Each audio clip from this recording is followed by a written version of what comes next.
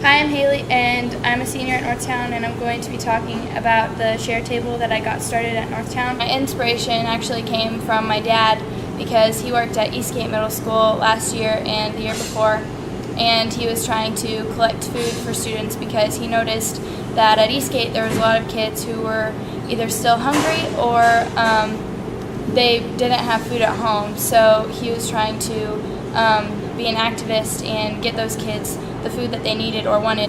For IB, we have a CAS project, which is kind of like a community service project, and what I wanted to do for it was get a share table started here.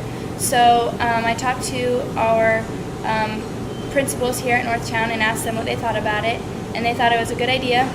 So my next step was to talk to the cafeteria and see their input on it, and they were not sure about the health regulations that were in place. So I talked to the district, and after a lot of research of my own and a lot of emails between the two, they said no because they feared some regulations. So my mom, she told me to talk to DESE, which stands for Department of Elementary and Secondary Education.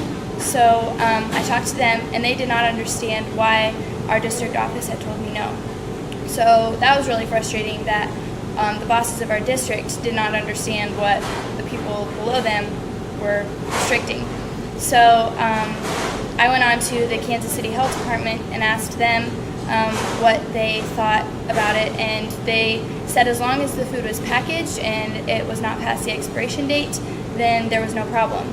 So then I contacted the district office again, and I told them all the research that I had found and the people that I had contacted, and a couple weeks later they emailed me back and they said that I could start the share table, and it actually started September 21st of 2015, and it was really exciting for me because it was a long fight that I got accomplished. And so now at Northtown in the cafeteria we can collect like chips and the Uncrustables, Pop-Tarts, and there's a list that you can see above the trash cans that say all the things that you can put in it.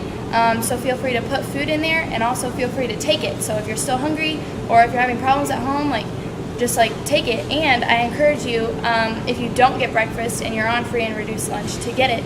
And if you don't want to eat it, put it in the share table, because then students who might not qualify for free and reduced lunch that still are in need, they can get the food that they still need.